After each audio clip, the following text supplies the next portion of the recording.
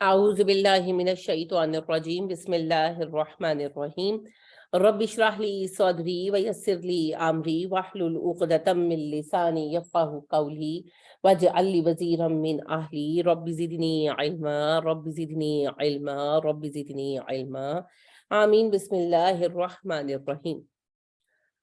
السلام علیکم ورحمۃ اللہ وبرکاتہ۔ سورہ آل عمران کی آیت نمبر 159 سے آج ہم پڑھیں گے۔ موضوع ہے غزوہ احد۔ بڑا اہم بات جو ہے وہ ڈسکس ہونے والی ہے۔ اللہ کہتے ہیں فابیما، اس لیے کہ بوجہ کے رحمت ہے من اللہ، اللہ کی، اللہ کی طرف سے یہ بات باعث رحمت ہے۔ لینت لہم، آپ نرم ہیں ان پہ، لین نرم کو کہتے ہیں، تو اسی سے ہے لنتا، آپ نرم ہے لہم ان پر۔ اے نبی صلی اللہ علیہ وسلم، یہ تو اللہ کا خاص رحم ہے کہ آپ ان پر یعنی مومنوں پر بڑے نرم ہیں۔ ولو، اگر کنتا، تو ہوتا، فظن، ترش مزاج، تندخو، دپٹ کر بات کرنے والے،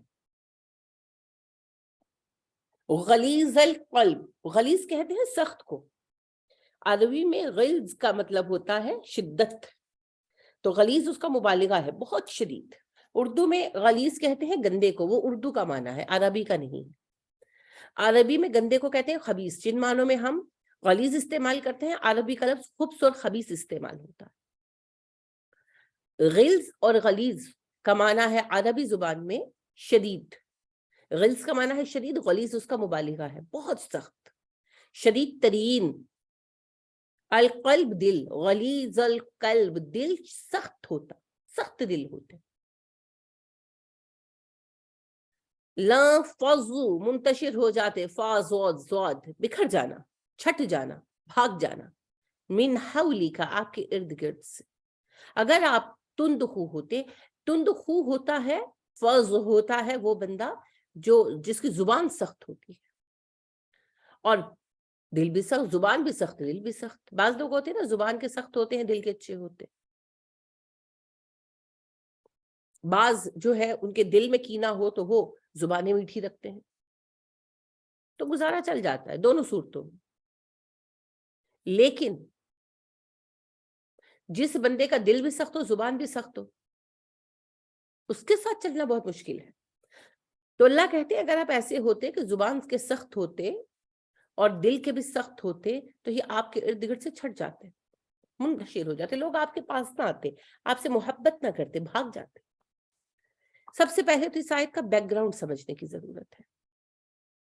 نبی کریم صلی اللہ علیہ وسلم مومنوں کی بات سنتے تھے، مانتے تھے، اہمیت دیتے تھے۔ لہٰذا جب غزوہ احد کا آغاز ہونے والا تھا، اطلاع ملی کہ کفار مکہ حملہ آور ہو رہے ہیں، تو نبی کریم صلی اللہ علیہ وسلم کی، عبداللہ بن ابی جو منافقوں کا سردار تھا اس کی، اور سینئر جو صحابہ تھے ان کی یہ رائے تھی کہ مدینہ میں رہ کر لڑا جائے، قلعہ بند ہو جائے اور جنگ کی جائے۔ لیکن جو ینگسٹرز تھے وہ نہیں مانے، اور اکثریت ان کی تھی، تو اکثریت کی رائے یہ ہوئی کہ باہر جا کے لڑا جائے۔ آپ نے مان لیا۔ اب یہ کہنے لگے کہ بڑے ہی نرم ہیں جی نبی کریم صلی اللہ علیہ وسلم، یہ تو ہر کس و ناقص کی بات سن لیتے ہیں، کانوں کے کچے ہیں، اس طرح کی باتیں کرنے لگے۔ تو اللہ نے کہا شکر کرو، رحمت ہے یہ تم پر اللہ کی کہ محمد صلی اللہ علیہ وسلم نرم دل ہے۔ اگر کہیں سخت دل ہوتے، سخت زبان والے ہوتے، بھاگ جاتے تم سارے کے ساتھ۔ تو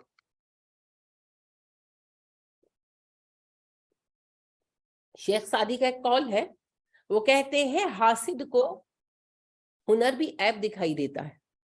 وہ بات ہے کہ نبی کریم صلی اللہ علیہ وسلم کی کوالٹی تھی، بہت نرم انسان تھے، محبت سے گفتگو فرماتے تھے، ایکولی ٹریٹ کرتے تھے، معاف کر دینے والے تھے، یہ سب خوبیاں ہیں۔ لیکن انہیں یہ بھی خامی نظر آ رہی تھی کہ لونڈوں لپاڑوں کی بات سن لی، ہم سینئرز کو اہمیت ہی نہیں دی، اور اس شکست کے بعد بھی آپ صلی اللہ علیہ وسلم نے کسی کو ڈانٹا ڈپٹا نہیں، کسی کو بلیم نہیں کیا، یہ نہیں کہا کہ دیکھ لو نتیجہ نکل آیا۔ ہم تو اپنے سگے بچوں کو کہتے ہیں نا، فرض کریں کہ جا رہے ہیں، دو راستے ہیں، ادھر سے جائیں ادھر سے جائیں، بچے کہتے ہیں ادھر سے چلے جائیں، ابا کہتے ہیں ادھر سے چلے جائیں، بچوں کی بات مان لی گئی، ادھر سے چلے گئے، کوئی مسئلہ ہو گیا، ابا کہتے ہیں ہو گیا شوق پورا، آ گئے شارٹ کٹ پہ. ہوتی ہے نا ایسی باتیں. ہمارے ظرف چھوٹے ہیں، ہمارے حوصلے چھوٹے ہیں، ہم کم حوصلہ لوگ ہیں. نبی کریم صلی اللہ علیہ وسلم ایسے نہیں تھے.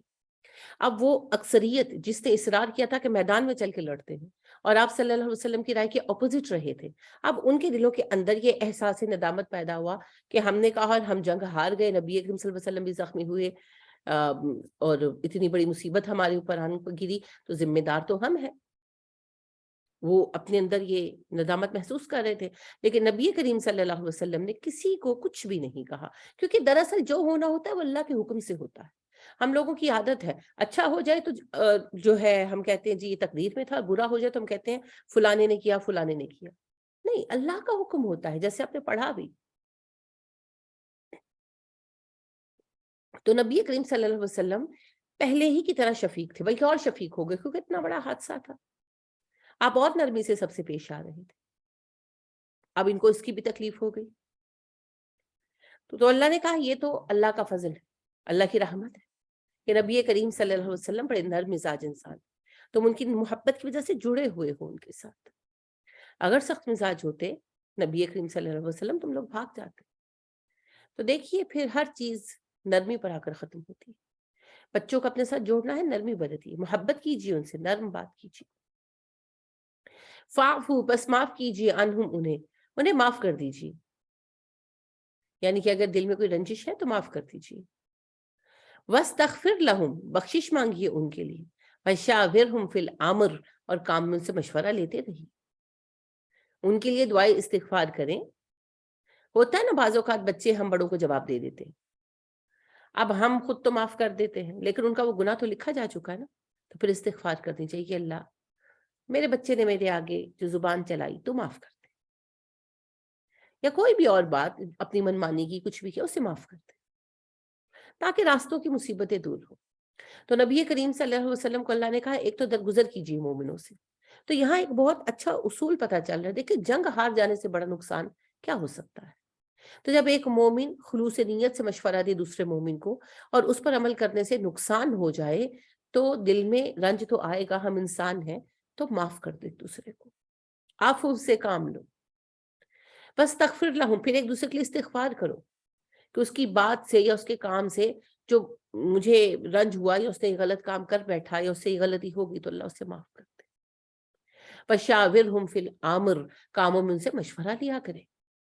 یعنی کہ ایک غلطی ہو جانے کا یہ مطلب نہیں ہے کہ دوبارہ ان سے مشورہ ہی نہ لیا جائے، انہیں کارنر کر دیا جائے. اصل میں آپ صلی اللہ علیہ وسلم کا مزاج تو ایسا تھا ہی نہیں، یہ ہماری تربیت ہو رہی ہے کہ جب تم ایک ٹیم کے طور پر کام کرو تو اگر غلطی ہو جائے ٹیم کے کچھ ممبر سے تو باقی ممبرز معاف کر دیں، ان کے لیے اللہ سے دعا بھی کریں، استغفار بھی کریں، اور آئندہ جب کوئی میٹنگ کال کی جائے تو ان افراد کو بھی ساتھ رکھیں.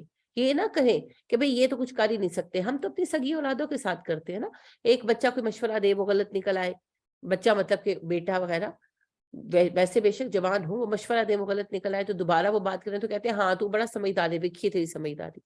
ایسے نہیں ہوتا، ایسے نہیں ہوتا. اگر سامنے والا مخلص ہے اور اس کے کام سے کوئی غلطی ہو گئی، کوئی نتیجہ متوقع نہیں نکلا، تو درگزر کریں، درگزر کریں. ہم نے اپنی زندگی میں کتنے فیصلے غلط کیے ہیں، کوئی ہم گن سکتے ہیں؟ نہیں گن سکتے. بہت سارے فیصلے ہم کرتے ہیں، ان کا نتیجہ وہ نہیں نکلتا جو نکلنا چاہیے یا جو ہم ایکسپیکٹ کر رہے ہوتے. تو اصل میں یہ سب اللہ کی طرف سے. تو حوصلہ رکھیں، اور مطلب یہ کہ غلطی کر دینے سے کوئی گر نہیں جاتا اپنے مقام سے. جرم اور غلطی میں فرق ہے، اور جس نے غلطی کی پھر اپنی غلطی کی اصلاح کی، اللہ کے سامنے جھک گیا، وہ تو پہلے جیسا ہے، بلکہ اس کا رتبہ پہلے سے بھی بڑھ گیا.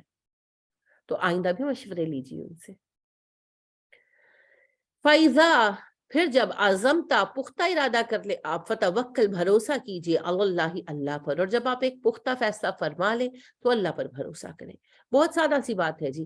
نبی کریم صلی اللہ علیہ وسلم تو آلریڈی ایسا کرتے تھے، جیسا کہ میں نے عرض کیا، یہ ہمیں سکھایا جا رہا ہے کہ جب تم لوگ ارادہ کر لو کہ ہم نے کام اس طریقے سے کرنا ہے، پھر اللہ پر بھروسہ کرو، پھر ٹینشن لینے کی ضرورت نہیں. جب فیصلہ کر لو، پہلے کیا ہے، غور و فکر کر کے فیصلہ کرنا ہے. دیکھیں کسی بھی کام کو کامیابی سے کرنے کے 4 مرحلے. پہلا مرحلہ ہے استشارہ، مشورہ کرنا. دوسرا مرحلہ ہے عزم، ارادہ کرنا، فیصلہ کرنا. تیسرا مرحلہ ہے استخارہ، 2 رکعت نفل پڑھ کے نماز استخارہ پڑھنا کہ اللہ ہمارے اس کام میں خیر ڈال دے. اور چوتھا مرحلہ ہے توکل اللہ، کام کرو اور اللہ پہ چھوڑ دو، جو ہونا ہو جائے. ان اللہ یحب المتوکلین، اللہ پسند کرتا ہے توکل کرنے والوں کو، یعنی جو اللہ پر بھروسہ کرتے ہیں اللہ ان کی مدد کرتا ہے. ان اگر ینصرکم اللہ، اللہ مدد کرے تمہاری، فلا نہیں غالبہ، غالب آنے والا، لکم تم پر کوئی. اگر اللہ تمہاری مدد کرے گا تو کوئی تم پر غالب نہیں آ سکتا. زندگی کا کوئی مرحلہ ہو جی، جب مدد اللہ کی طرف سے ہوگی تو غالب کوئی کیسے آ سکتا ہے. صرف جنگ کی بات نہیں ہے، ہر مرحلے کی یہی بات ہے. تو اللہ سے مدد مانگا کرے جب پریشان ہو جائے. ربی انی مغلوب فانتصر، اللہ میں ہار گیا میری مدد کیجیے، میں مغلوب ہو گیا میری نصرت کیجیے. اللہ سے مدد مانگے، اس کے سوا کوئی مددگار ہے ہی نہیں. حسبنا اللہ، حسبنا اللہ نعم المولا، حسبنا اللہ نعم الوکیل، نعم المولا و نعم النصیر. اللہ ہمارے لیے کافی ہے، وہی ہمارا کارساز ہے، اس سے اچھا نہ کوئی کارساز ہے نہ کوئی مددگار. تو اللہ سے مدد مانگا کریں.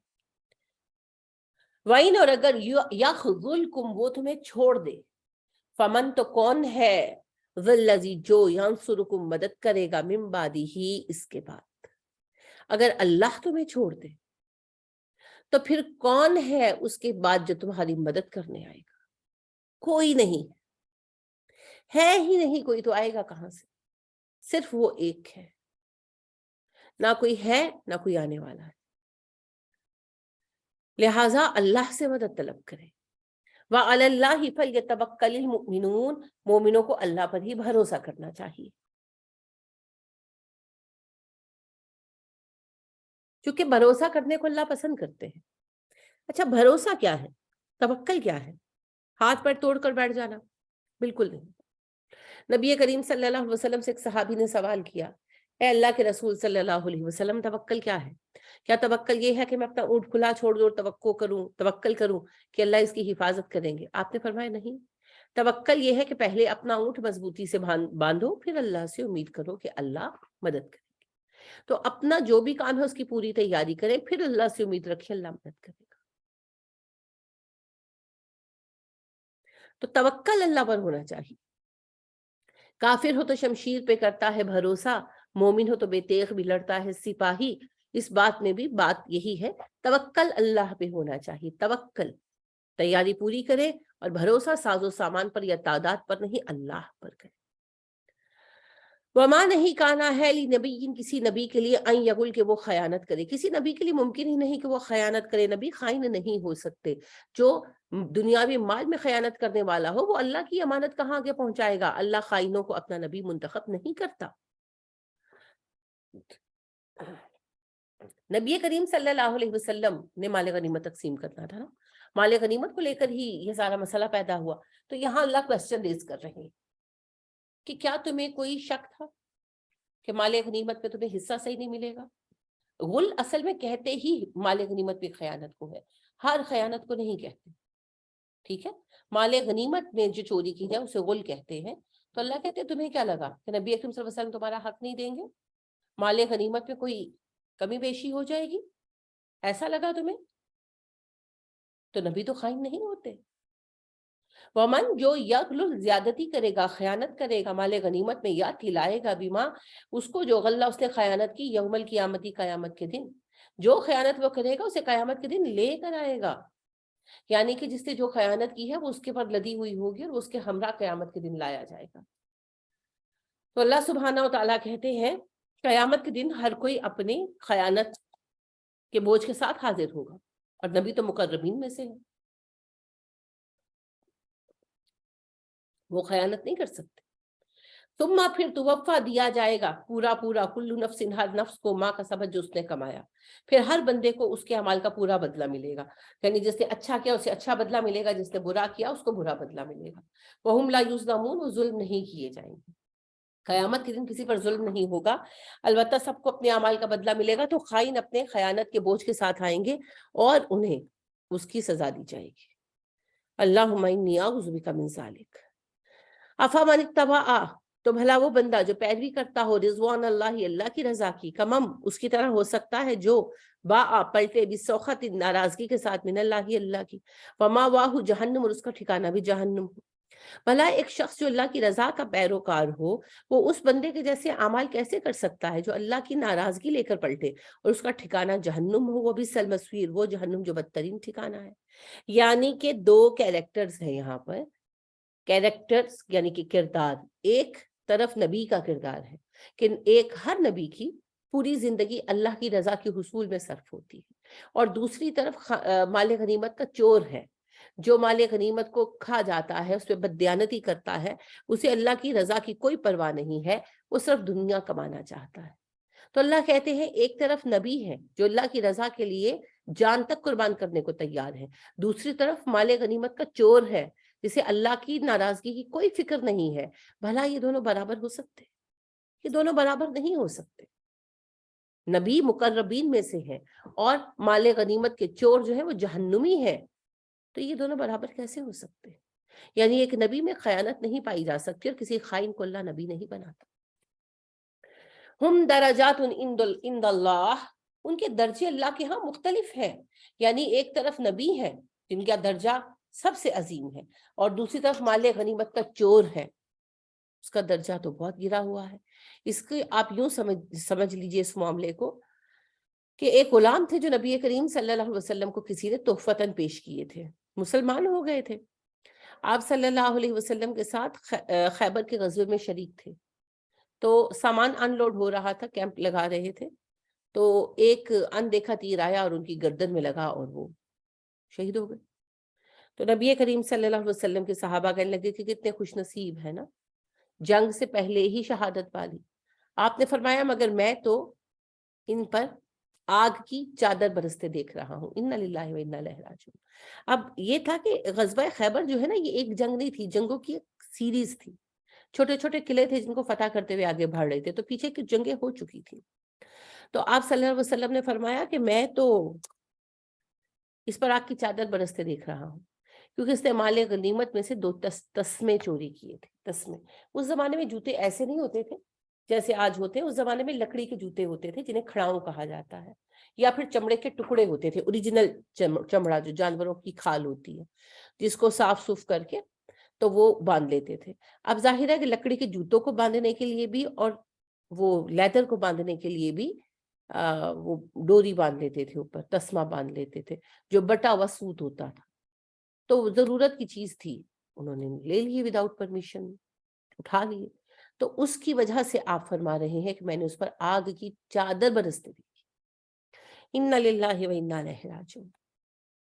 تو آج جو ہم نے چوری چکاری مچا رکھی ہے، ہمارے سیاستدانوں نے مچا رکھی ہے، اندازہ نہیں ہے انہیں کہ وہ کس چیز کے ساتھ اپنا پیٹ بھر رہے ہیں۔ تو اللہ فرماتے ہیں کہ ایک طرف نبی ہیں جن کا درجہ اتنا بلند ہے، اور دوسری طرف یہ بددیانت ہے جن کا مقام اتنا گرا ہوا ہے۔ اللہ کے ہاں دونوں مختلف ہیں، اپنے درجوں میں برابر نہیں ہو سکتے۔ واللہ بصیر بما یعملون، اللہ ان کے اعمال دیکھ رہا ہے، یعنی اللہ کو پتا ہے کہ کون خائن ہے، کون دیانت دار ہے، اور اللہ اعمال پر نظر کر کے فیصلے کرتا ہے۔ لقد بے شک من اللہ، احسان ہے اللہ کا، علی المؤمنین، مومنوں پر، اس جب بعثا بھیجا اس نے، اٹھایا اس نے، فیہم ان میں، رسولا رسول، من انفسہم انہی کے مابین سے، یتلو وہ پڑھتا ہے، علیہم ان پر، آیاتی ہی اس کی آیتیں، ویزکیہم اور پاک کرتا ہے انہیں، ویعلمہم سکھاتا ہے انہیں، الکتابہ کتاب، والحکمت حکمت، وَإِنَّ بے شک کانوا وہ تھے، من قبل اس سے پہلے، لفی ضلال مبین کھلی گمراہی۔ اللہ نے احسان فرمایا مومنوں پر کہ ان کے مابین ایک رسول بھیجا جو انہی میں سے ایک ہے، وہ تلاوت کرتا ہے ان کے سامنے اللہ کی آیتیں، وہ انہیں پاک کرتا ہے، تزکیہ نفس فرماتا ہے، انہیں کتاب اور حکمت کی تعلیم دیتا ہے، بے شک اس سے پہلے یہ لوگ کھلی گمراہی میں تھے۔ یعنی کہ قرآن کے آنے سے پہلے وحی سے بالکل نا آشنا تھے، گمراہ تھے۔ پھر اللہ سبحانہ و تعالیٰ نے فضل کیا اور نبی کریم صلی اللہ علیہ وسلم کو مبعوث فرمایا، اعلان نبوت ہوا، آپ نبی چنے گئے، اور آپ صلی اللہ علیہ وسلم نبی مقرر ہوئے، وحی آنے لگی، آپ صلی اللہ علیہ وسلم اللہ کی آیتیں پڑھ کر سناتے۔ سب سے پہلے تو جو وحی آ جاتی اس کو سناتے کہ یہ وحی تمہارے رب کی طرف سے آ گئی۔ پھر وَيُزَكِّيهِمْ، ان کا تزکیہ نفس کرتے، یعنی کہ اس وحی کے مطابق گرومنگ کرتے، وحی کے اخلاق و عادات کے مطابق افراد کی گرومنگ فرما رہے تھے آپ۔ وَيُعَلِّمُهُمُ الْكِتَابَ وَالْحِكْمَةَ، اور انہیں تعلیم دیتا ہے کتاب اور حکمت کی۔ آیتیں سنانے کے بعد تعلیم اور حکمت، کتاب اور حکمت کی تعلیم سے مراد ہے کتاب کا سمجھانا، یعنی قرآن مجید کے مسائل آپ نے سمجھائے، اور آپ صلی اللہ علیہ وسلم نے زندگی گزارنے کے حکمت آمیز طریقے بتائے، ہمارے مسائل کا حل بتایا۔ وَإِن كَانُوا مِن قَبْلِهِ لَفِي ضَلَالٍ مُبِينٍ، نبی کے آنے سے پہلے تم لوگ گمراہ تھے، کوئی ڈگری بھی لی ہو، وہی کا علم تو نہیں تھا۔ اولما، بھلا کیا جب کبھی اصابتکم پہنچتی ہے تمہیں مصیبت، ایک مصیبت، قد بے شک اصب تم پہنچائی تم نے، مثلیہا اس سے دگنی، انا کل تم کہا تم نے، انا کہاں سے آ گئی، ہاذا یہ، اب جب تمہیں ایک مصیبت پہنچی ہے تم کہتے ہو کہ یہ مصیبت ہم پر کہاں سے آ گئی، حالانکہ تم انہیں اس سے دگنی مصیبت دے چکے ہو۔ احد کی بات ہو رہی ہے، احد میں 70 مسلمان شہید ہوئے تھے، گرفتار کوئی نہیں ہوا تھا۔ بدر میں 70 کافر مارے گئے تھے، 70 ہی گرفتار بھی ہوئے تھے۔ تو اللہ کہتے ہیں کہ اگر ایک مصیبت تم پر آئی ہے تو اس سے پہلے دگنی مصیبت تم انہیں دے چکے ہو، اور مصیبت آ گئی ہے تو کہتے ہو مصیبت کہاں سے آ گئی، یعنی کہ مسلمانوں میں بھی پہلے تو جو بحث ہوئی وہ کفار منافقین کی تھی، یہود جو کافر تھے اور منافقین کی تھی۔ اب صحیح العقیدہ مسلمانوں کی بات کہ آپس میں بھی یہ کوشچن ہو رہا تھا، اور جو ہے وہ فکر مند بھی تھے کہ ہم جب مومن ہیں تو ہم پر مصیبت کیوں آئی، نبی کریم صلی اللہ علیہ وسلم ہمارے ہمراہ تھے، پھر بھی ہم جنگ ہار گئے کیسے؟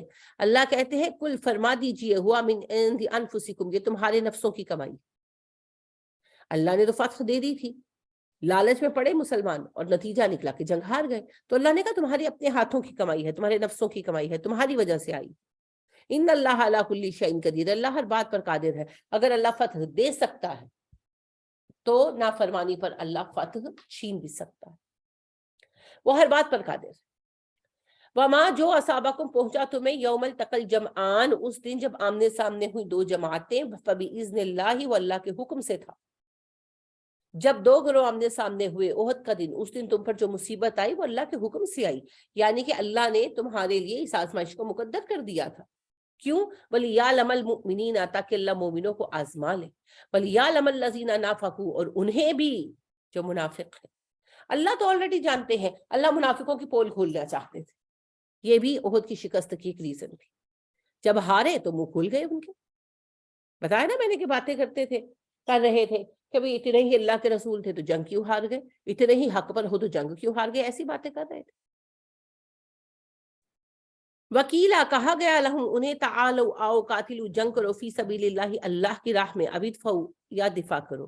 جب ان سے کہا گیا کہ آؤ اللہ کی راہ میں جنگ کرتے ہیں یا کہ دفاع کرتے ہیں، آؤ، قالوا، انہوں نے کہا، لو نعلم، اگر ہم جانتے، قتالا، جنگ ہوگی، لاتبعناکم، ہم ضرور تمہارے ساتھ چلتے۔ وہ کہنے لگے کہ اگر جنگ ہونے کا یقین ہوتا تو ہم چلتے، یعنی کہ منافق جو 307 ساتھ موجود تھے نا، 1000 کا لشکر تھا، 300 منافق تھے بیچ میں، یا کم از کم منافقوں کے بہکاوے میں آئے ہوئے تھے۔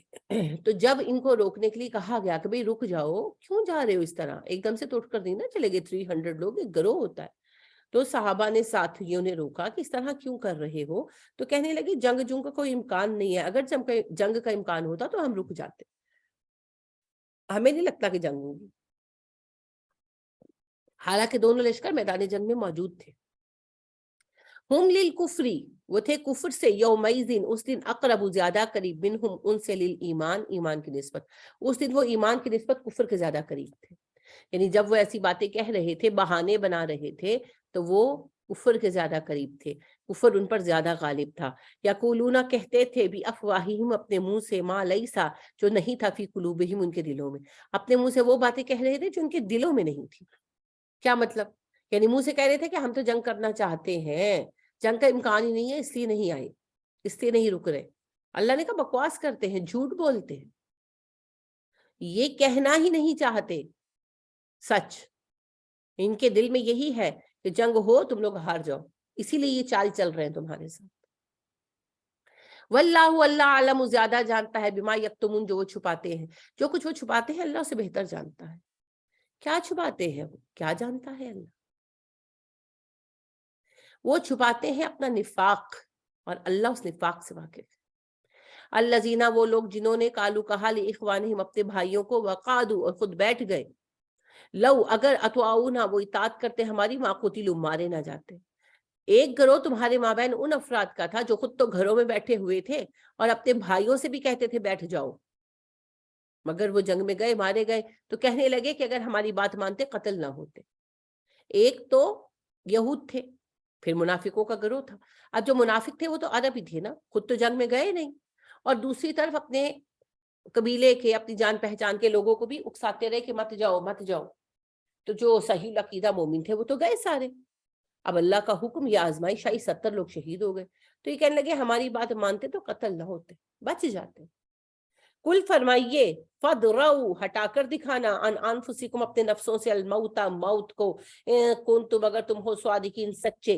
اے نبی صلی اللہ علیہ وسلم، ان سے کہو اگر تم اس دعوے میں سچے ہو نا کہ تمہارے پاس رہنے سے وہ موت سے بچ جاتے، تو جب تمہیں موت آئے تو اپنے پاس سے موت دور کر کے دکھانا، اپنی موت ٹال کر دکھانا۔ وہی بات ہے جو آپ اوپر پڑھ کر آئے، کیا ایمان والوں کافروں کی طرح مت ہو جاؤ۔ جب کافروں کے اپنے سفر میں جائیں اور مر جائیں، یا جنگ میں جائیں اور مر جائیں، تو کافر کہتے ہیں ہمارے پاس ہوتے تو نہ مرتے۔ تو اللہ سبحانہ و تعالیٰ کہہ رہے ہیں کہ یہ بالکل بیکار باتیں ہیں۔ تم ان سے کہو کہ اپنے نفسوں سے دور کرو موت، اگر تم اتنے ہی سچے ہو۔ جب تمہیں موت آئے تو مت مرنا، کہنا مجھے نہیں مرنا، دوسروں کو جو بچا رہے ہو اپنی زندگی بچاؤ۔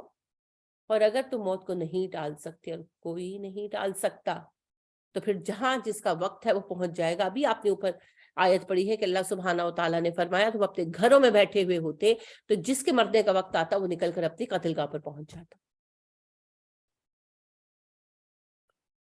ولا، ہرگز نہ، تحسبن، گمان کریں، الذین، ان کو جو قتلوا، قتل کیے گئے، فی سبیل اللہ، امواتن، مردہ۔ جو لوگ اللہ کی راہ میں قتل ہو گئے انہیں مردہ مت سمجھو۔ ان کی موت میں اور دوسروں کی موت میں بڑا فرق ہے بھائی۔ شہید ہو جانا تو اعزاز ہے، شہادت کی تو خوشی منائی جاتی، سوگ نہیں۔ بلکہ احیاء، ان زندہ ہیں، عند پاس ربہم، اپنے رب کے، یرزقون، رزق دیے جاتے ہیں۔ بلکہ وہ تو اپنے رب کے پاس زندہ ہے، رزق دیے جاتے ہیں۔ اس سے کیا مراد ہے؟ وہی عالم برزخ کی زندگی۔ جب کوئی انسان مرتا ہے عالم برزخ میں ٹرانسفر ہو جاتا ہے، اچھا ہو یا برا۔ برے افراد پر عذاب قبر جاری ہے، اچھے افراد پر ثواب قبر جاری ہے۔ جو شہداء ہیں ان کے لیے خاص 2 ٹھکانے بنائے گئے ہیں۔ یہ میں آپ کو کیسے بتا رہی ہوں؟ یہ نبی کریم صلی اللہ علیہ وسلم نے فرمایا۔ آپ صلی اللہ علیہ وسلم کی اسی آیت کی تفسیر میں موجود ہے، احادیث ہے کہ آپ نے فرمایا کہ اللہ نے عالم برزخ میں شہداء کے لیے 2 جنتیں بنا رکھی ہیں، 2 باغات بنا رکھے ہیں، جہاں ان کی روحیں رہتی ہیں اور پرندوں کی شکل میں اڑتی پھرتی۔ ٹھیک ہے، تو وہ ان کا قیام گاہ ہے، ان کا ٹھکانہ ہے عالم برزخ کا۔ قیامت کے دن پھر انشاءاللہ جنت کے بہترین مقامات ہیں ان کے لیے۔ تو اللہ فرماتے ہیں، اصل میں اللہ حقیقت یہ سمجھانا چاہ رہے ہیں کہ جو میری راہ میں مر گیا اس کا غم نہ مناؤ، وہ تو خوش نصیب ہے، حق پر قربان ہو گیا، خوش نصیب۔ فرحینا، خوش ہیں، بما، اس پر جو آتاہم اللہ، عطا کیا انہیں اللہ نے، من فضلہ، اپنے فضل سے۔ وہ تو اس عطا پر خوش ہیں جو ان کے رب نے اپنے فضل سے ان پر کر دی، شہادت عطا کر دی، شہادت عطا کر دی۔ شہادت وہ مرتبہ ہے جس کے لیے نبی کریم صلی اللہ علیہ وسلم کہا کرتے تھے میں خواہش رکھتا ہوں کہ میں اللہ کی راہ میں شہید ہو جاؤں، پھر زندہ کیا جاؤں، پھر شہید ہو جاؤں، پھر زندہ کیا جاؤں، پھر شہید ہو جاؤں، اور ایسا 100 بار بھی ہو تو کم۔ شہادت وہ عظیم منصب ہے جس کے لیے صحابہ ترستے تھے۔ عمر فاروق رضی اللہ تعالیٰ عنہ ساری عمر دعا مانگتے رہے، اللہم ارزقنی حیاتا سعادتا وموتا شہادتا فی بلد رسولک الامین۔ اللہ نے قبول فرمایا۔ خالد بن ولید رضی اللہ تعالیٰ عنہ جیسے عظیم مجاہد مرتے وقت شہادت کے لیے تڑپتے رہے، اللہ ان کے درجات بلند فرمائے۔ یہ غازی یہ تیرے پراسرار بندے جنہیں تو نے بخشا ہے ذوق خدائی، تو نیم ان کی ٹھوکر سے صحرا و دریا، سمٹ کر پہاڑ ان کی ہیبت سے رائی، تو عالم سے کرتی ہے بیگانہ دل کو، عجب چیز ہے لذت آشنائی، شہادت ہے مطلوب و مقصود مومن، نہ مال غنیمت نہ کشور کشائی۔ اللہ کی راہ میں جان دینا سب سے بڑا مرتبہ ہے، لیکن یہ مرتبہ بڑے خوش نصیبوں کو ملتا ہے جی، بڑے خوش نصیبوں کو۔ پہلے بھی میں نے آپ سے عرض کیا تھا، فارسی شعر ہے حافظ کا، این سعادت بزور بازو نیست تا نہ بخشد خدائے بخشندہ، یہ سعادت بزور بازو نہیں لی جا سکتی جب تک وہ خدا عطا نہ کرے جو عطا کرنے والا۔ وہ آپ کو سنا ہوگا آپ لوگوں نے بھی، 65 کی وار میں، 1965 کی وار میں ایک نغمہ تھا پنجابی، اے پتر ہٹاتے نہیں بکدے کی لبنی وچ بازار کڑے، اے دینے میرے داتا دی نہ ایویں ٹکرا مار کڑے۔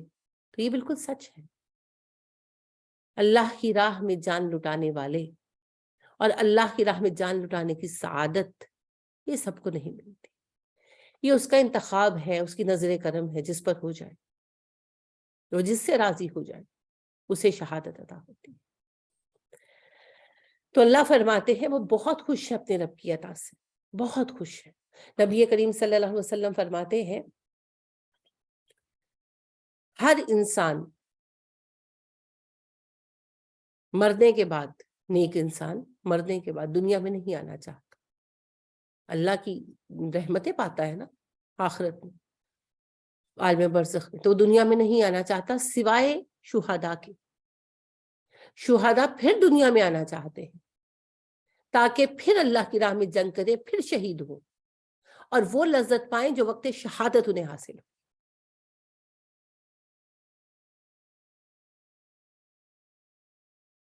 تو شہادت بہت بڑا منصب ہے جی، بہت بڑا منصب ہے۔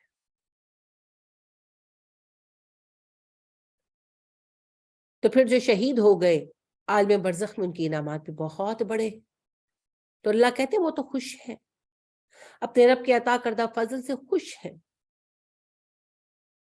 تم بھی خوش ہو جاؤ۔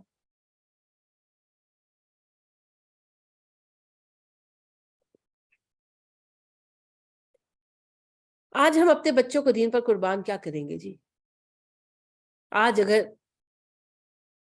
ایک جنگ چھڑ جائے، اور یاد رکھے جنگیں آپ کے دروازوں پر دستک دے رہی، لگے رہیں کپڑے خریدنے میں، لگے رہیں گھر بنانے میں، لگے رہیں مال کمانے میں۔ تیسرا صلیبی جنگوں کا سلسلہ آپ کے سروں پر منڈلا رہا ہے۔ 2 صلیبی جنگوں کے سلسلے ہو چکے، پہلا جس کے ہیرو صلاح الدین ایوبی رہے، دوسرا جس کے ہیرو سلطنت عثمانیہ کے لوگ رہے۔ آج آپ اس کو ایک ڈرامے کی شکل میں دیکھ کے واہ واہ واہ کر لیتے، بیک گراؤنڈ پر غور نہیں کرتے۔ واہ واہ کس چیز کو دیکھ کر کرتے ہیں؟ ڈرامے کی میکنگ کو دیکھ کر، اور کیا۔ نہ تاریخ پر غور کرتے ہیں، نہ میسج پہ غور کرتے ہیں۔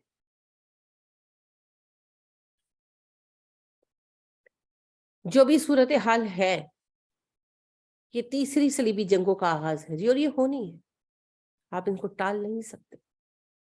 نبی کریم صلی اللہ علیہ وسلم نے فرمایا قیامت کے قریب یہودی اور عیسائی آپس میں اتحاد کر لیں گے اور مسلمانوں کے خلاف ایک محاذ شروع کر دیں گے، اور اس سے پہلے مسلمانوں میں بڑی خانہ جنگیاں ہو چکی ہوں گی، یہ یاد رکھیں، عربوں کی شدید جنگیں ہو چکی ہوں گی، مسلمان آپس میں لڑ مر کر اتنے کمزور ہو گئے ہوں گے، ریاستیں موجود ہوں گی مگر طاقت ٹوٹ چکی ہوگی، اور ویسے بھی جی طاقت تو اتحاد میں۔ یہی کھیل پہلے بھی کھیلا جا چکا ہے ہم سے 2 مرتبہ، ابھی بھی وہی کھیل کھیلا جا رہا ہے۔ جب مسلمان آپس میں خانہ جنگیوں سے تھک چکے ہوں گے، معیشت تباہ ہو چکی ہوگی، تو پھر یہودی اور عیسائی آپس میں اتحاد کریں گے اور جنگوں کا ایک سلسلہ چھڑے گا جس میں مسلمانوں کے ہاتھوں سے اکثریت علاقے نکل جائیں گے، مصر، شام، شمالی سعودی عربیہ سب نکل جائے گا ہاتھ سے، شکل دیکھتے رہ جائیں گے، کہیں پناہ نہیں پا رہے، کہیں نہیں۔ تب پھر ڈھونڈیں گے ایک ایسا لیڈر جو مسلمانوں کے ایک مرکز پر جمع کر سکے، اور محمد بن عبداللہ نامی ایک صاحب کو اپنا لیڈر مقرر کریں گے جو امام مہدی قرار پائیں گے، بعد ازاں لوگ ان کو لقب دیں گے، پھر عیسیٰ آئیں گے علیہ السلام۔ تو یہ جو تیسری صلیبی جنگوں کا سلسلہ ہے یہ شروع ہونے کے قریب ہے۔ اگر آج شروع ہو جائے تو کون بھیجے گا اپنے بچوں کو مرنے کے لیے؟ نماز کے لیے جو مائیں اپنے بچوں کی نیند خراب نہیں کر سکتی، وہ مائیں اپنے بچوں کو مرنے کے لیے میدان جنگ میں بھیجیں گی؟ کیسے ہوگا یہ؟ سوچیں کیسے کریں گے؟ جو گرمیوں میں آنے والے رمضان میں اپنے بچوں کو، بیٹوں کو، بیٹیوں کو روزے نہیں رکھواتی مائیں اور باپ، وہ اپنے بچوں کو مرنے کے لیے میدان جنگ میں بھیجیں گے؟ کس دل سے؟ کیسے؟ سوچیں۔ تیرے صوفے ہیں افرنگی، تیرے قالین ایرانی، لہو مجھ کو رلاتی ہے جوانوں کی تناسانی۔ اور تناسانی نے ہم نے بنایا، سپون فیڈنگ کر کر کے۔ جو اپنے گھر نہیں سنبھال سکتے وہ ریاستیں سنبھالیں گے، جو اپنے بیوی بچوں کو قابو میں نہیں رکھ سکتے وہ پوری قوم کو قابو کریں گے، جو سردی کے موسم میں وضو نہیں کر سکتے وہ خون سے، لہو سے وضو کریں گے، جو گرمی کی شدت میں نماز کے لیے نہیں نکل پاتے وہ تپتے سورج کی شعاؤں میں جا کر جنگ لڑیں گے۔ نہیں ہوتا جی، ایسے نہیں ہوتا، ایسے نہیں ہوتا۔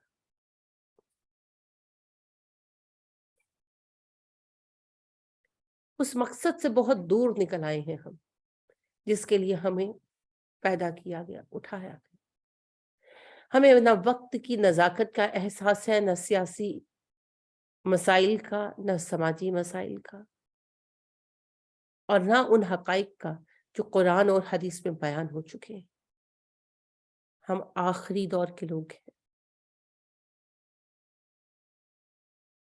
امت کی عمر ختم ہو رہی ہے، بڑے محاذ سامنے ہیں، اور کب تک ہم لگے رہیں گے انہی بے مقصد ہنگاموں؟ یا ربنا۔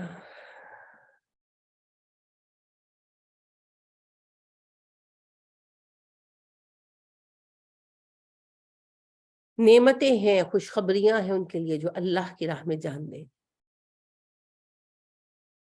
احد میں حضرت خنسہ رضی اللہ تعالی عنہ صحابیہ تھی، ان کے 5 بیٹے شریک ہوئے تھے، 2 بھائی، باپ، شوہر، سب مارے گئے، شہید ہو گئے۔ 5 بیٹے، دونوں بھائی، والد، شوہر سب مارے گئے، سب شہید ہو گئے۔ خنسہ رضی اللہ تعالی عنہ آئیں میدان جنگ میں۔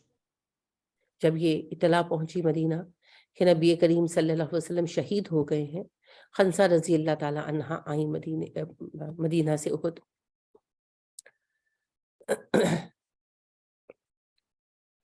لوگوں نے کہا آپ کے بیٹے شہید ہو گئے۔ کہنے لگی نبی کریم صلی اللہ علیہ وسلم کیسے ہیں؟ لوگ کہنے لگے آپ کا، کسی اور نے بتایا آپ کا بھائی شہید ہو، آپ کے دونوں بھائی شہید ہو گئے۔ کہنے لگے نبی کریم صلی اللہ علیہ وسلم کیسے؟ کسی اور نے بتایا آپ کے ابا شہید ہو گئے۔ کہنے لگی نبی کریم صلی اللہ علیہ وسلم کیسے ہیں؟ کسی نے بتایا آپ کے شوہر شہید ہو گئے۔ وہ کہنے لگی ٹھیک ہے پر نبی کریم صلی اللہ علیہ وسلم کیسے ہیں؟ لوگوں نے کہا بی بی نبی کریم صلی اللہ علیہ وسلم تو ٹھیک ہے۔ کہنے لگی مجھے نبی کریم صلی اللہ علیہ وسلم کو دکھاؤ۔ لے کر گئے، آپ کا دامن پکڑا اور کہنے لگی، شعر پڑھا، عربی کا شعر تو مجھے یاد نہیں ہے، کہنے لگی اے اللہ کے نبی صلی اللہ علیہ وسلم آپ زندہ ہیں اور سلامت ہیں تو دنیا کی ہر مصیبت ہیچ ہے۔ اچھا پھر جنگ میں، میدان جنگ میں خدمات میں مصروف ہو گئے۔ جنگ کے اینڈ پہ لاشیں جمع کی گئی مسلمانوں کی، اپنی پوری فیملی کی لاشیں دیکھنے، 5 بیٹے، 2 بھائی، बाप, शोहर, पूरा निकाब पहना हुआ, देखा उनका चेहरा बच्चों का, शोहर का। लोग कहने लगे आपस में, इस खातून को देखो, इसके बेटे मर गए मगर कितनी मजबूत आसाब की है, अब अबाया पहन के वेल करके आई है। उन्होंने सुन लिया, कहने लगी, लोगों मेरे बेटे मरे हैं, मेरी हया नहीं मरी। ऐसी माएं अपने बेटे कुर्बान कर सकती है। यहाँ तो बच्चे के हाथ में सुई चुभ जाए तो माएं बैठकर 7 आंसू बहा रही होती। मोहब्बत तो फितरत है भी बहुत मोहब्बत करती हूँ अपने बच्चों से, लेकिन मोहब्बत को पैर की जंजीर ना बनाए। मोहब्बत आपकी ताकत होनी चाहिए, आपकी कमजोरी नहीं होनी चाहिए। और सबसे ज्यादा मोहब्बत किससे है? मोहब्बत की भी तो मदारिज है।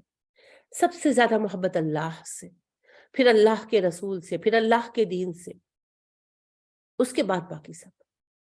तो फिर अल्लाह की मोहब्बत में सब कुछ कुर्बान किया जा सकता है, सब कुछ। एक सहाबी थे, उहद में शरीक हुए, नौजवान थे उस वक्त, नाम मेरे जहन में नहीं रहा उनका।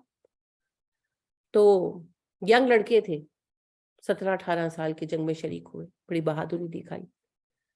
बाद अज़ां नबी अकरम सल्लल्लाहु अलैहि वसल्लम वफात पा गए, बूढ़े हो गए थे, उनके बेटे थे माशाल्लाह जवान हुए। तो अरबों में रिवायत थी, नबी अकरम सल्लल्लाहु अलैहि वसल्लम के ज़माने से चली आ रही थी, उमर फारूक रज़ी अल्लाह ताला अन्हु ने इसे बाकायदा शक्ल दे दी। होता ये था कि ईद का दिन तफरीह का दिन होता था, तो तफरीह क्या होती थी? तलवारबाजी के मुकाबले, घुड़दौड़ के मुकाबले, कुश्ती के मुकाबले। तो आप सल्लल्लाहु अलैहि वसल्लम ने ही इस चीज को राइज किया था। तो उमर फारूक रजी अल्लाह ताला अन्हु ने इसे बाकायदा कंपटीशन की शक्ल दे दी कि जो बासलाहियत होते थे फिर उनको ओहदे भी मिल जाते थे बड़े बड़े। तो ज़ाहिर है नौजवान तैयारी करते थे, खुश होते थे कि यानी कामयाबी भी मिलेगी और ओहदा भी मिलेगा। तो उनके 7 बेटे थे माशाल्लाह। तो सातों तैयार हुए मुकाबले में हिस्सा लेने के लिए। तो कहने लगे, अब्बा हमारे लिए दुआ करें कि हम विनर्स हों। तो रो पड़े उनको देखकर। तो कहने लगे, अब्बा क्या हुआ, आप रो क्यों रहे हैं? तो कहने लगे, मुझे ग़ज़वा उहद का ख्याल आ गया, काश उस वक्त तुम सब जिंदा और जवान होते। जाहिर तो बाद में बेटे पैदा हुए ना, उस वक्त तो खुद बच्चे थे, यंग लड़के थे। तो कहने लगे, काश उस वक्त तुम सब जिंदा और जवान होते, तो अल्लाह की कसम मैं तुम सातों को अल्लाह के रसूल से कुर्बान कर देता।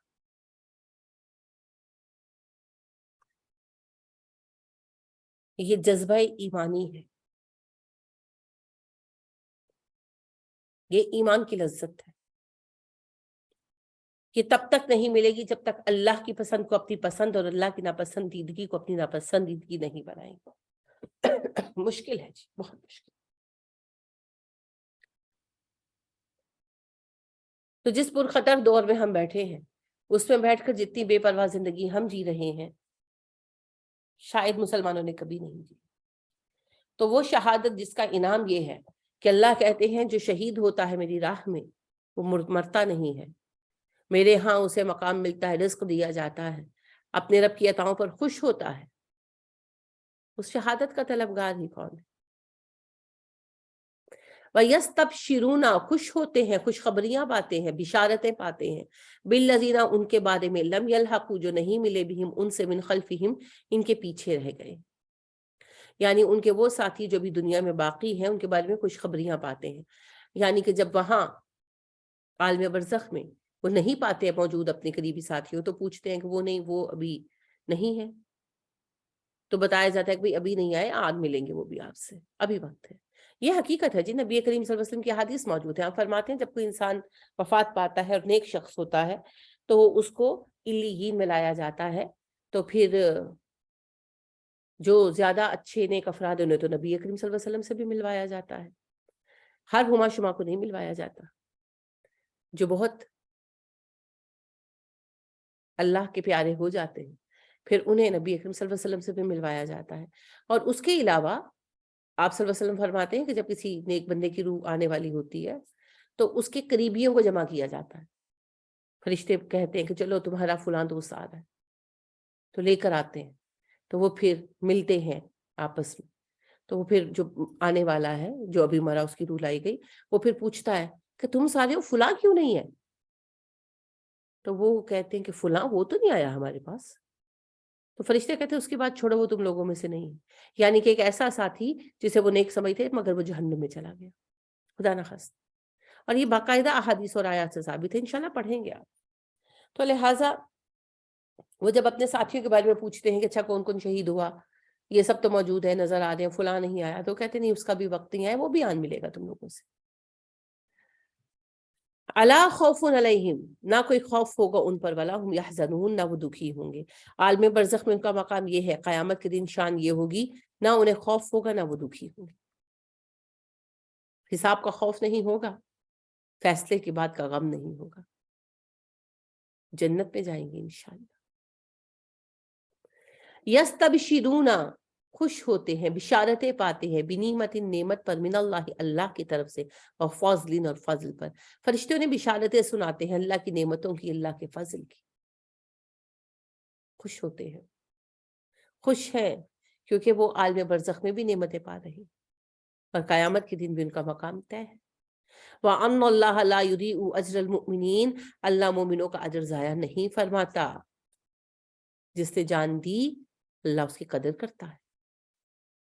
الذین استجابوا، یہ وہ لوگ ہیں جنہوں نے حکم مانا، للہ اللہ کا، والرسول، رسول کا، من بعد، اس کے بعد، ما جبکہ اصابہم پہنچا تھا انہیں القرح، زخم. وہ لوگ جنہوں نے اللہ اور رسول کی پیغام پر لبیک کہا، پکار پر لبیک کہا، ان کی بات مانی، اس کے بعد بھی جبکہ وہ زخمی تھے. یہ تھے جی شرکائے احد. احد کی جنگ میں سبھی زخمی تھے، کوئی کم تھا کوئی زیادہ تھا، مگر زخمی سب تھے. خود نبی کریم صلی اللہ علیہ وسلم بہت زخمی تھے. ابن شہاب جو تھا بدبخت، اس نے پتھر مارا غلیل سے تو آپ کے دانت پر لگا، دانت ٹوٹ گئے. ابن کمیہ نے جو تلوار ماری وہ آپ صلی اللہ علیہ وسلم کے رخسار مبارک پر لگی اور ہود کی کڑیاں کٹ کر رخسار میں گھس گئی. ابن شہاب ہی کا ایک دوسرا پتھر آپ کے ماتھے پر لگا تو پیشانی بھی زخمی تھی. پھر آپ صلی اللہ علیہ وآلہ وسلم وہ جو گھڑے میں گرے تو نیچے انہوں نے چھوٹے نیزے لگائے ہوئے تھے، انی کہتے ہیں اس کو. تو وہ اب ظاہر ہے آپ دیکھیں پورے پریشر سے آپ صلی اللہ علیہ وسلم گرے اپنے وزن کے ساتھ، تو وہ انیاں آپ کے کولوں میں گھس گئی تو وہ بھی زخم تھے. اور آپ کے رخسار کا زخم تو ایسا تھا خون ہی نہیں رک رہا تھا. آنکھ کے قریب، یعنی کہ اس کی تلوار آپ صلی اللہ علیہ وسلم کی آنکھ کے قریب، آپ جب بلش کرتے ہیں تو وہ جو ایک لائن ہوتی ہے جس کو آپ ہائی لائٹ بھی کرتے ہیں ہائی لائٹر سے، وہ لائن تھی ایکچولی جہاں آپ صلی اللہ علیہ وسلم کو تلوار لگی، اور آنکھ کے بالکل نیچے جو ہے کڑیاں آپ کے گھس گئی تھی رخسار میں، نیچے ہڈی تھی. اب اس زمانے میں اس طرح کی سرجری تو تھی نہیں، کڑیاں نکالنا بہت مشکل تھا، اور مسئلہ یہ تھا کہ خون مسلسل بہے جا رہا تھا. اب آپ اندازہ کریں آپ صلی اللہ علیہ وسلم کی عمر مبارک تقریباً 55 ایئرس تھی، بہت شدید تکلیف تھی. بہرحال پھر جب احد پہاڑ پر اینڈ پر چڑھ گئے، اب مسئلہ یہ تھا کہ ایک تو خون بہت بہ رہا تھا اور دوسرا ہود کی کڑیاں کیسے نکالے. ذرا سا ہاتھ لگاتے تھے آپ کو بہت زیادہ تکلیف ہوتی تھی. دوسرا پرابلم یہ تھا کہ آپ صلی اللہ علیہ وسلم کی آنکھ کے بالکل ساتھ تھی، تو ایسا نہ ہو کہ آنکھ کو کچھ ہو جائے. تو کوشش کی گئی، اللہ جانتا ہے کہ نبی صلی اللہ علیہ وسلم نے کتنا صبر کیا ہوگا. کوئی سیڈیٹو تو تھے نہیں کہ لوکل لگا دیں انجیکشن اور سن ہو جائے جگہ، ایسا تو کچھ نہیں تھا. اور نیچے ہڈی تھی، پاس آنکھ تھی، چہرہ مبارک تھا. تو پھر ابو عبیدہ رضی اللہ تعالیٰ عنہ آئے، ابو عبیدہ بن الجراح، انہوں نے کہا میں کرتا ہوں. اپنے دانتوں سے پکڑ کر کڑیاں کھینچی، آپ کے 2 دانت ٹوٹ گئے مگر کڑیاں نکل آئی. پھر جو خون کا فوارہ چھوٹا ہے، خون بند ہونے میں نہیں آ رہا تھا، یہاں تک کہ پھر سوت جلایا گیا، سوتی کپڑا جلایا گیا، اس کی راکھ بھری گئی، تب جا کر خون بند ہو. خود آپ اتنے زخمی تھے، تھکن بھی تھی، دن بھر جنگ رہی. دوپہر کو 3-4 بجے کے قریب جنگ اختتام پذیر ہوئی. زخموں کے باوجود کفار کے زخمی اٹھا کر جو مر چکے تھے ڈیڈ باڈیز، ان کو اٹھا کر ڈسپوز آف کیا. اور جو مسلمانوں کی شہادتیں ہوئی تھی 70 افراد تھے، ان کی قبریں کھودنا مذاق تھا؟ صحرا میں قبر کھودنا مذاق نہیں ہوتا. پتھریلا اور صحرائی قسم کا علاقہ تھا، قبریں کھودی، اجتماعی قبریں بنائی گئی لیکن بہرحال کھودی گئی. صحابہ کو دفن کیا گیا، نماز جنازہ پڑھی گئی. یہ کرتے کرتے مغرب کا وقت پڑ گیا، مدینہ پہنچے. مغرب اور عشاء پڑھی، عشاء پڑھ کر مسجد میں ہی آرام فرمایا، خود بھی مسجد میں رہے، صحابہ بھی اکثریت مسجد میں رہی، کچھ لوگوں کو ان کے گھر والے گھر لے۔ اب رات میں آپ صلی اللہ علیہ وسلم کو اندازہ ہوا یا اللہ نے بتایا، جیسے بھی، دونوں باتیں ممکن ہیں۔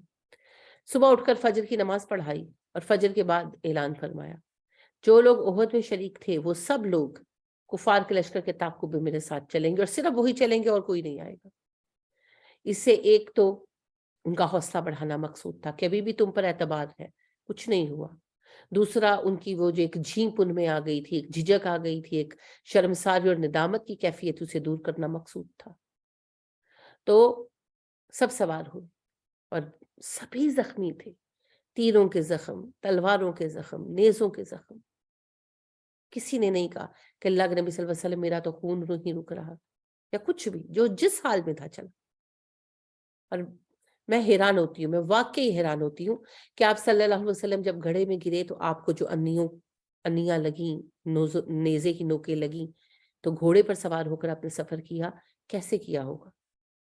بار بار جب گھوڑے سے آپ کی باڈی ٹچ ہوتی ہوگی تو کیسے بیئر کرتے ہوں گے؟ اللہ والوں کے حوصلے ایسے ہوتے، اور اکثر صحابہ کا یہی حال تھا، کسی کو ٹانگ پر زخم تو کسی کو بازو پر، اس کٹی پٹی حالت میں گھوڑوں پر سفر کیا، اور وہ بھی تیز رفتاری کے ساتھ۔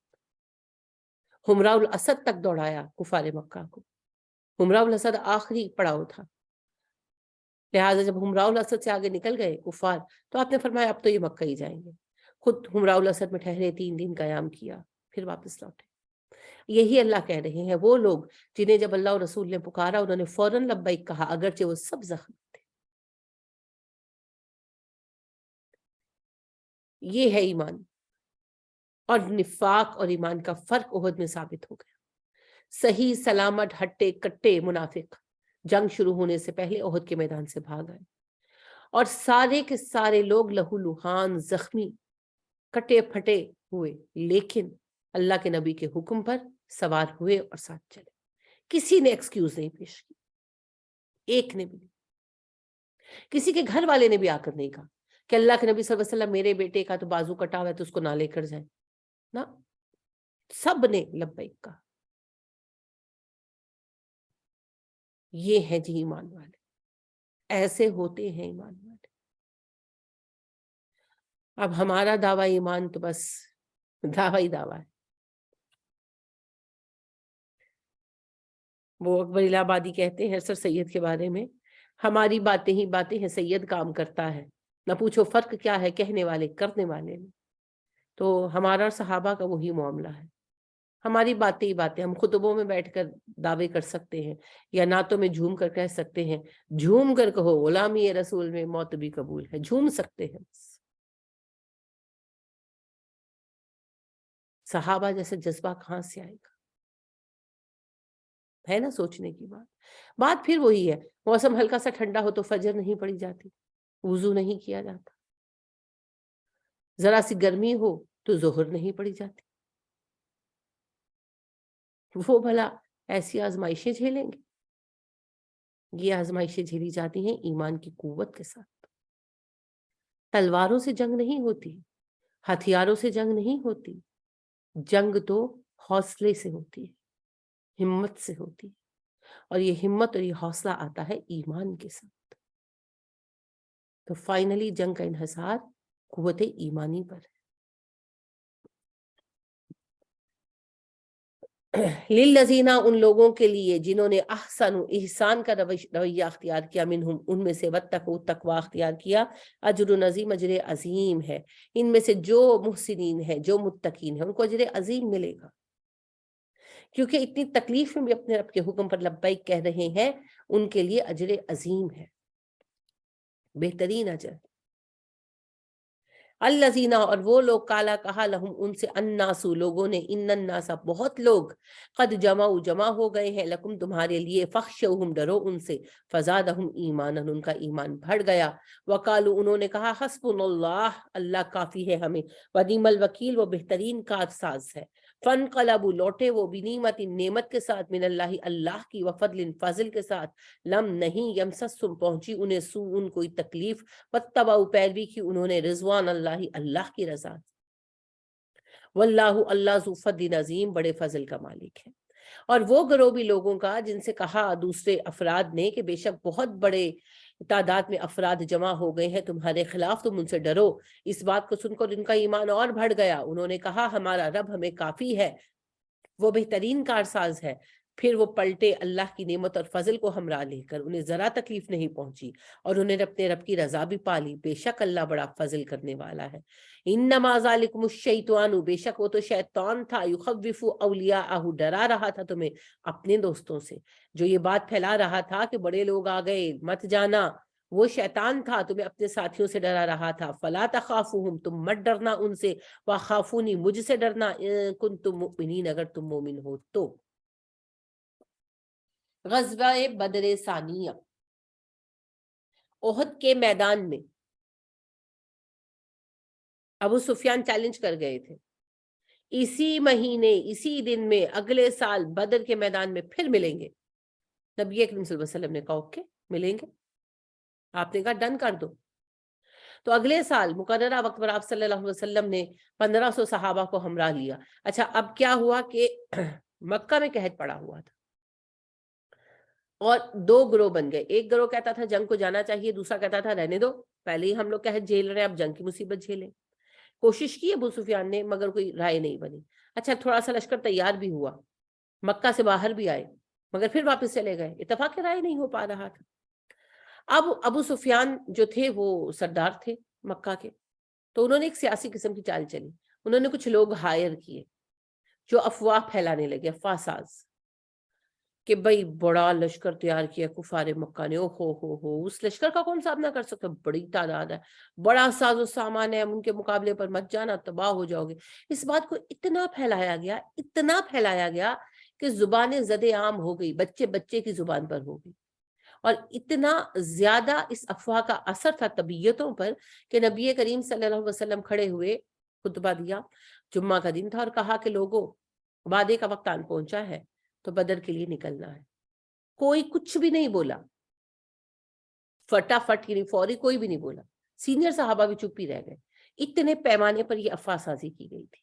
تو آپ صلی اللہ علیہ وسلم کو غصہ آ گیا، کیونکہ افواہ سے تو آپ بھی واقف تھے، تو آپ کو غصہ آ گیا، آپ نے کہا تم نہیں جاؤ گے تو میں تنہا جاؤں گا۔ تو صحابہ نے کہا نہیں نہیں اللہ کے نبی صلی اللہ علیہ وسلم ہم چلیں گے، بس وہ ایک لمحے کی ہچکچاہٹ سی تھی، ہم چلیں گے۔ 1500 صحابہ ماشاءاللہ تیار ہوئے اور آپ صلی اللہ علیہ وسلم بدر کے میدان میں پہنچے، کفار کا دور دور تک نام و نشان نہیں تھا، مسلمانوں نے وہاں کیمپ لگا لیا اپنا، 8 دن تک انتظار کیا، کوئی لشکر نہیں آیا، لیکن ایک قافلہ گزرا وہاں سے، فارغ بیٹھے تھے مسلمان، تاجر تھے سارے، تجارت کی ان کے ساتھ، منافع میں سامان، اب ظاہری بات ہے اچھا سامان انہوں نے شروع میں ہی لے لیا نا، آگے تو انہوں نے شہروں تک پہنچنا تھا، یہ تو بدر میں بیٹھے تھے، قافلوں کا جو ہے پہلا پڑاؤ بدر ہی ہوتا تھا، بدر سے پھر آگے جاتے تھے، تو بدر سے قافلہ گزرا تو اس کے ساتھ انہوں نے ٹریڈنگ بھی کر لی، اور جو چیزیں بیچی بڑے اچھے پروفٹ پہ بیچی، جو خریدی بڑے کم قیمت پر، یعنی اچھے پروفٹ پر خریدی، تو خرید و فروخت کر کے تو اللہ کہتے ہیں میرے فضل کے ساتھ واپس آئے، لشکر کوئی تھا ہی نہیں۔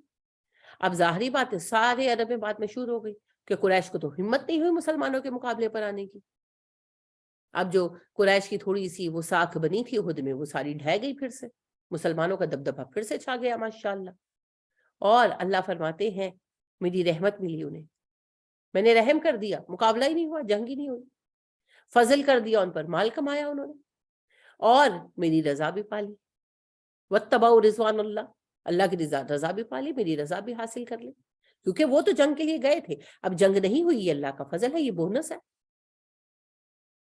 خوشی خوشی واپس آئے۔ لم یمسسہم سوء، انہیں کوئی برائی پہنچی نہیں، کوئی تکلیف گزری نہیں ان کے اوپر سے، ٹرپ ہو گیا ان کا، اللہ سے کرواتے، خیر سے واپس آ گئے۔ اللہ کہتے ہیں یہ جو افواہیں پھیلا رہے تھے نا افواہ ساز، یہ شیطان تھے، شیاطین انسانوں میں بھی تو ہوتے ہیں، من الجنۃ والناس، شیطان جو انسانوں میں سے ہو یا جنوں میں سے ہو، تو بہکانے والے لوگ، انہوں نے جو افواہیں پھیلائیں وہ شیطان کا اشارہ تھا، وہ شیطان تھے، وہ چاہتے تھے تم ان کے ساتھیوں سے ڈر جاؤ، تو کبھی ان سے مت ڈرنا، کبھی ان سے مت ڈرنا، مجھ سے ڈرو، اگر تم مومن ہو تو میرا خوف رکھو، بس اتنا کافی، میں ہر موقع پر تمہارا ساتھ۔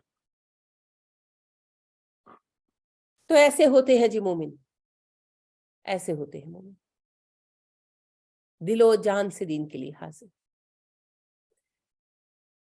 ان الذین یجہدون فی سبیل اللہ باموالہم وانفسہم، بے شک وہ لوگ جنہوں نے اللہ کی راہ میں جہاد کیا جانوں سے مالوں سے، وہ ہے مومن.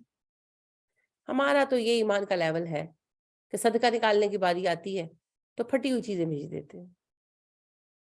بہت اچھی اچھی چیزیں بھی آتی ہیں، یعنی میں ویسے ہی چیزیں ایکسپیرینس کر رہی تھی. اصل میں ایمان کا لیول ہے نا، اور کچھ نہیں ہے. بڑی اچھی اچھی چیزیں بھی بھیجی، بہت اچھی اچھی چیزیں بھیجی لوگوں نے.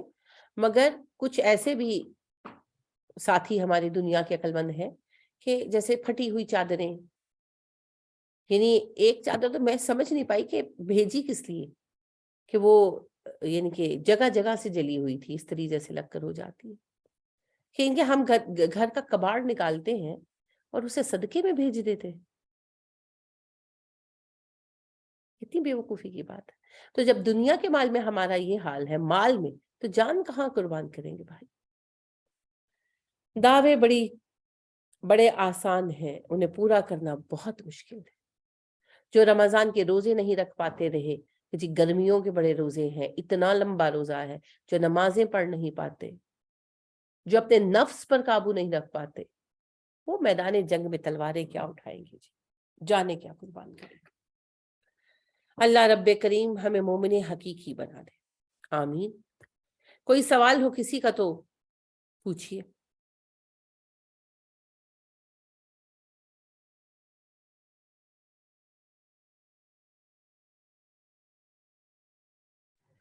السلام علیکم. وعلیکم السلام ورحمۃ اللہ وبرکاتہ. کیسی ہے فلک بچی؟ الحمدللہ. آپ کیسی ہیں روحان؟ الحمدللہ.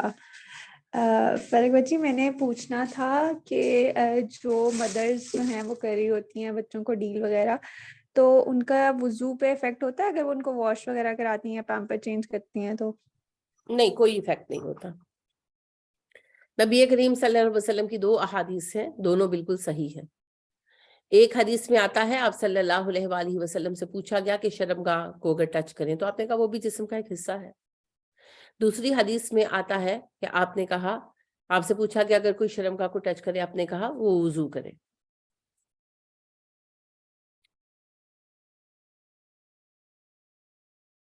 تو اس میں علماء کی رائے جو ہے وہ یہ ہے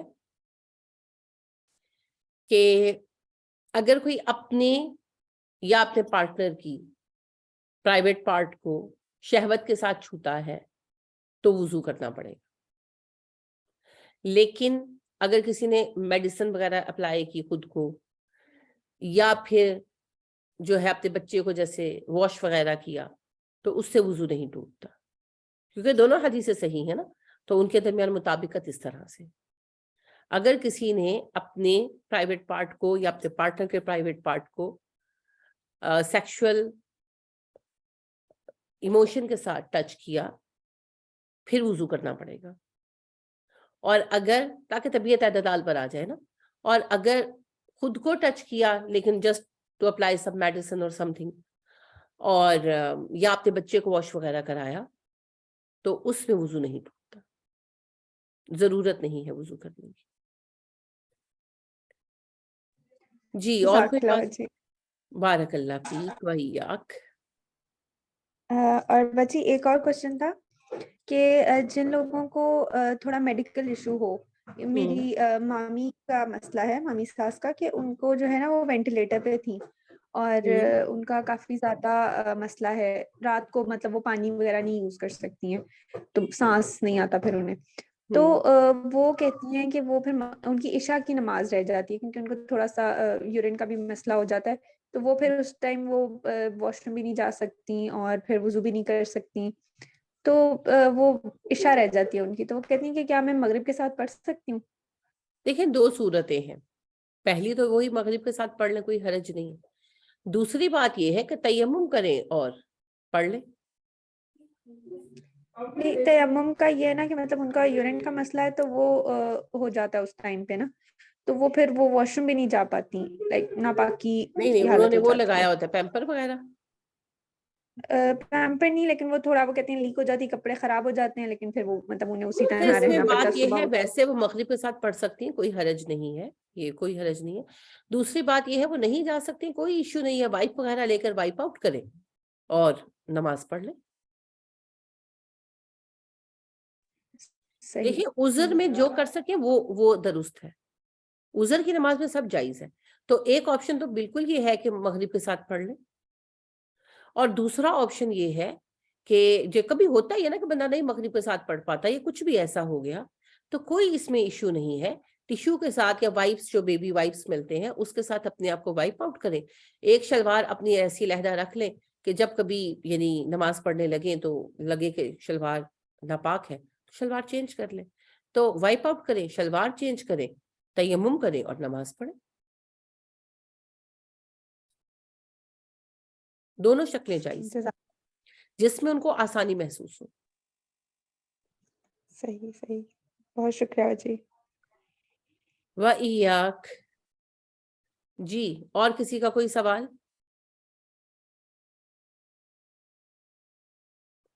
چلیے پھر آج کی کلاس ختم کرتے ہیں۔ اللہ ہم سب کو توفیق عطا کرے، سارے جو ہے معاملات میں حق پر قائم رہنے کی، آمین۔ اللہ سبحانہ و تعالیٰ بہترین جو ہے وہ معاملہ فرمائے ہم سب کے ساتھ۔